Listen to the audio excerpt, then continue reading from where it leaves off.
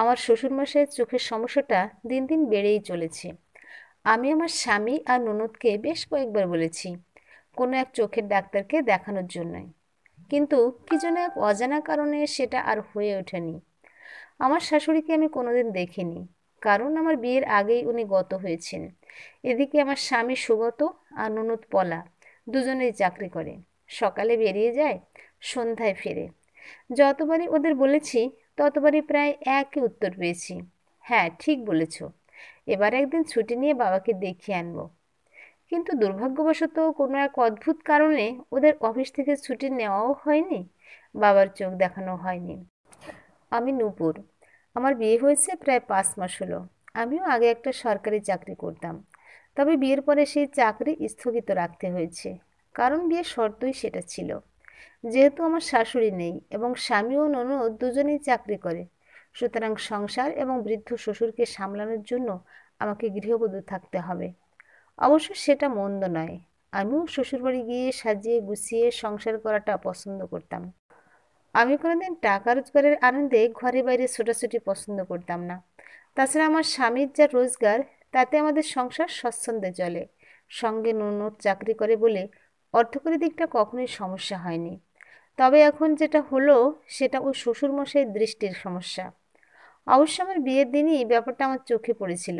বিয়ের দিন আমার শ্বশুরমশাই একটা চেয়ারে বসেছিলেন, তবে যখনই উঠে এদিক ওদিক যেতে হয়েছে, লক্ষ্য করেছিলাম উনি খুব ধীর গতিতে এবং সাবধানে চলাফেরা করছেন। এমনকি হলে ঢোকার দরজার কাছে যে 2-3 ধাপ সিঁড়ি ভাঙতে হয়, দেখেছিলাম কারো একজনের হাত ধরে সিঁড়িতে উঠছেন বা নামছেন। চেয়ারে বসার আগেও হাত দিয়ে চেয়ারের অবস্থান অনুভব করে নিয়েছেন। তাতেই বুঝেছিলাম যে ওনার দৃষ্টিশক্তি কিছুটা ক্ষীণ। ফুলশয্যার রাতেও সুগত একই কথা বলেছিল। ভেবেছিলাম এই বিয়ের কারণেই হয়তো ব্যস্ত ছিল, তাই দেখাতে হয়নি। কিন্তু ধীরে ধীরে যেটা বুঝলাম সেটা আরও কিছু। তারপর থেকে যতবারই সুগত বা পলাকে বলেছি, ওই একই কথা শুনেছি, হ্যাঁ একদিন ছুটি নিয়ে বাবাকে দেখিয়ে আনবো। কিন্তু দিন গেছে, মাস গেছে, সেই ছুটি নেওয়া আর ডাক্তার দেখানো হয়ে ওঠেনি। 3-4 মাসের মধ্যে অনুভব করলাম যে ওদের ওই কথাটুকুই সার, আসল কাজটা করার সময় বা আগ্রহ কোনোটাই নেই। আমি যেহেতু এই অঞ্চলে নতুন, কিছুই চিনি না, তাই আমার পক্ষেও সাহস করে কিছু করে ওঠা সম্ভব ছিল না। ইতিমধ্যে আমার শ্বশুরমশাইয়ের দৃষ্টিশক্তি আরও খারাপ হয়েছে। নিজের ঘরে একলা চুপচাপ বসে থাকেন, না তো বই পড়তে পারেন, না টিভি দেখতে পারেন। একজন বয়স্ক মানুষ ঘন্টার পর ঘন্টা, দিনের পর দিন নিশ্চুপ হয়ে বসে থাকাটা যে কতটা কষ্টকর সেটা বুঝতাম। তাই পঞ্চম মাসেও যখন দেখলাম সুগত বা পলা কেউ এই ব্যাপারটায় বিশেষ গুরুত্ব দিচ্ছে না, তখন বুঝলাম ছুটি নেওয়া বা চোখ দেখানো এগুলো কথার কথা। বুঝলাম একে বলে পিতার প্রতি অবজ্ঞা বা অবহেলা। তাই একসময় ঠিক করলাম নিজেই এর ব্যবস্থা করব। পাড়ার ওষুধের দোকানে খোঁজ নিয়ে জানলাম আমাদের বাড়ি থেকে মাত্র 2 কিলোমিটার দূরত্বেই দিশা নামের আই হসপিটাল আছে, রিক্সা করেও যাওয়া যায়। তখন দোকানদারের থেকে ফোন নম্বর নিলাম, যোগাযোগ করে অ্যাপয়েন্টমেন্ট নিলাম, এবং এক মঙ্গলবার সুগত বা পলাকে কিছু না জানিয়েই ওরা অফিসে চলে যাবার পর বাবাকে নিয়ে গেলাম ওই আই হসপিটালে। আমি লেখাপড়া শিখেছি, চাকরি করেছি, সুতরাং এমন কিছু আনস্মার্ট নই। তাছাড়া ওই হসপিটালের সিস্টেমটাও এত ভালো যে বিশেষ কিছু করতে হয় না, ওরাই বলে দেয় কোন রুমে যেতে হবে বা কী করতে হবে।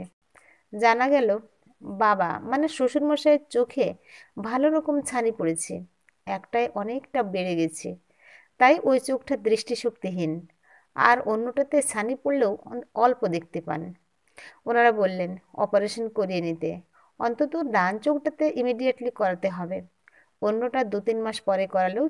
কয়েকটা টেস্ট করাতে বললেন এবং 10 দিন পরে একটা ডেট দিলেন অপারেশনের জন্য। কয়েকদিন পরে সন্ধ্যাবেলায় বাড়ি ফিরেই বাবাকে দেখি সুগত জিজ্ঞেস করলো, বাবার চোখে কি হয়েছে, কালো চশমা পরে কেন? বললাম ওনার ডান চোখের ক্যাটারাক্ট, আজকে অপারেশন করা হয়েছে, 7 দিন কালো চশমা পরে থাকতে হবে, স্নান বন্ধ, ঘন্টায় ঘন্টায় চোখে ড্রপ দিতে হবে। মানে? কে করালো? আমি। তুমি মানে? তুমি একা? ইতিমধ্যে পলাও এই ঘরে এসে হাজির হয়েছে, সেও কম অবাক হয়নি। আমাকে বলল, বৌদি তুমি এসব করিয়েছো, আমাদের জানাওনি? জানিয়েছি, একবার নয় অনেকবার, তোমাদের দুজনকেই বারবার বলেছি বাবার চোখ দেখানোর কথা। হ্যাঁ বলেছ, কিন্তু আমাদের না জানিয়েও যে অপারেশন করিয়ে আনবে সেটা তো জানাওনি।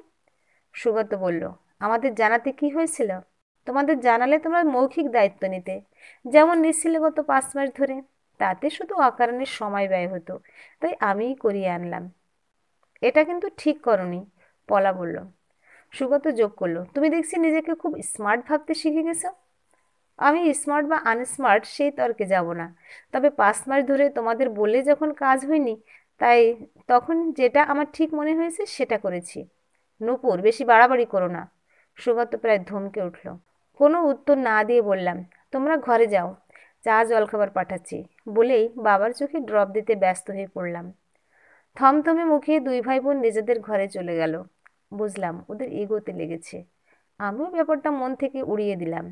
আমি জানি অকর্মণ্য এগোর কোনো মূল্য নেই।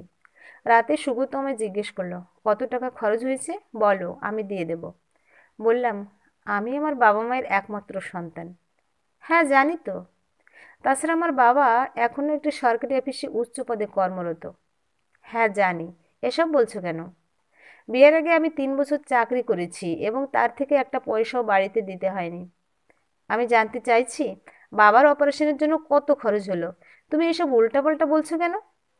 এই 3 বছরে আমি যা সঞ্চয় করেছি তার সামান্য অংশই বাবার অপারেশনে হয়ে গেছে। হ্যাঁ, সেটা কত? সেটাই তো জানতে চাইছি। না সুগত, সেটা জানার দরকার নেই। এটুকু টাকা আমিই দিতে পেরেছি। না, আমার বাবার জন্য যা খরচ। সুগত, শুধু টাকা দিয়ে সন্তানের দায়িত্ব পূর্ণ হয় না। তুমি ওই টাকা আমাকে দেওয়ার চেষ্টা করো না।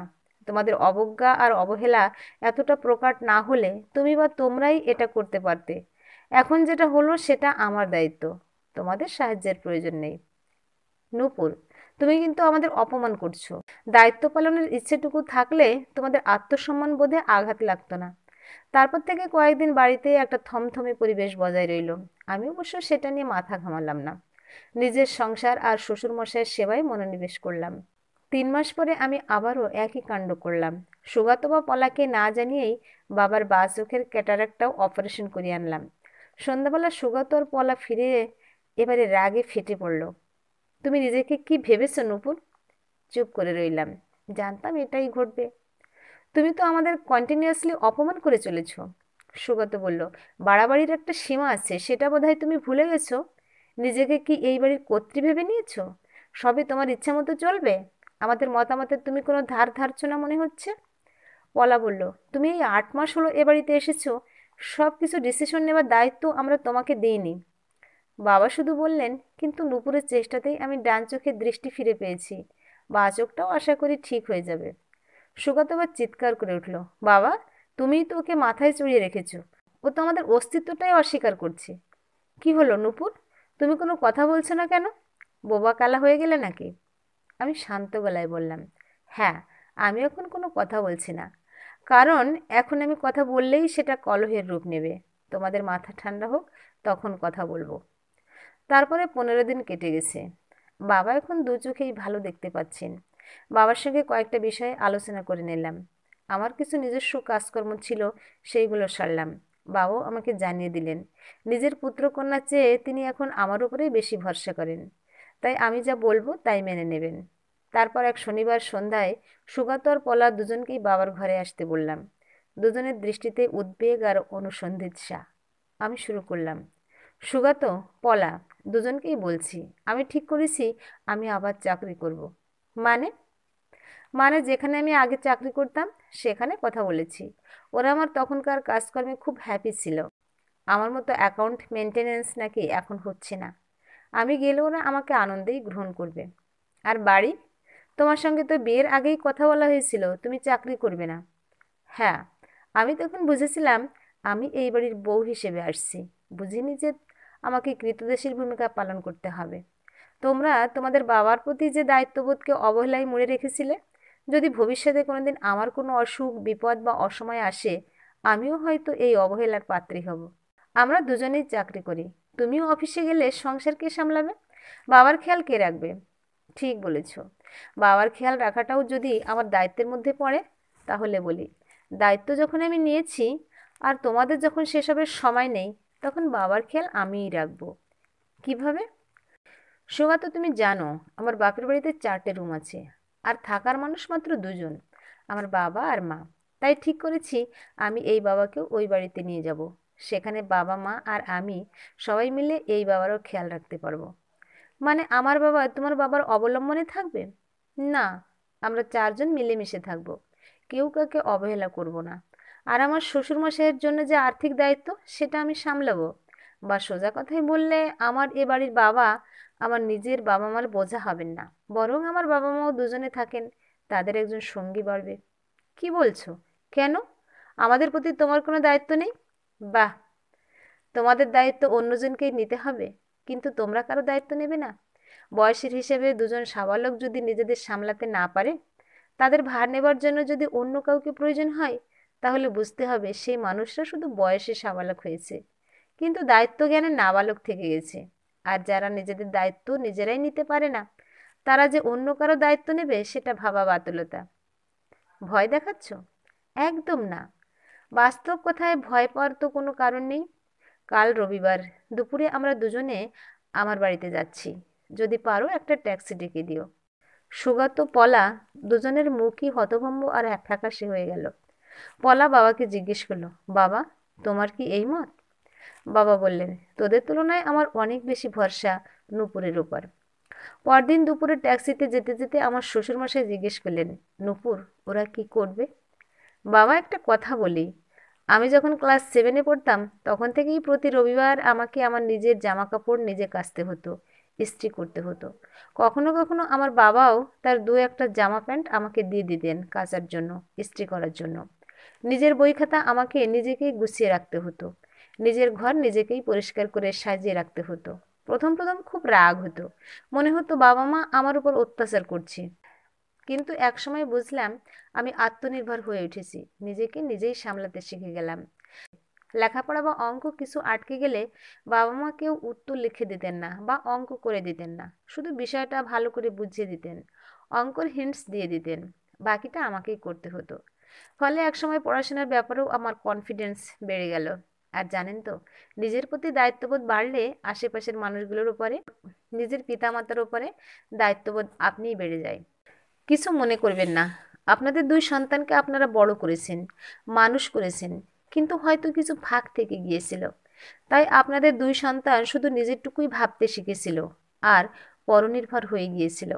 ওরা ভেবে নিয়েছিল ওদের জন্য সবাই সব কিছু করে দেবে, সেটা ওদের অধিকার। আর নিজের প্রতি দায়িত্ববোধ বাড়েনি বলেই বোধহয় অন্যের প্রতি, এমনকি নিজের বাবা মায়ের প্রতিও দায়িত্ববোধ গড়ে ওঠেনি। হয়তো ঠিকই বলেছ নূপুর, এটা এখন বুঝতে পারছি।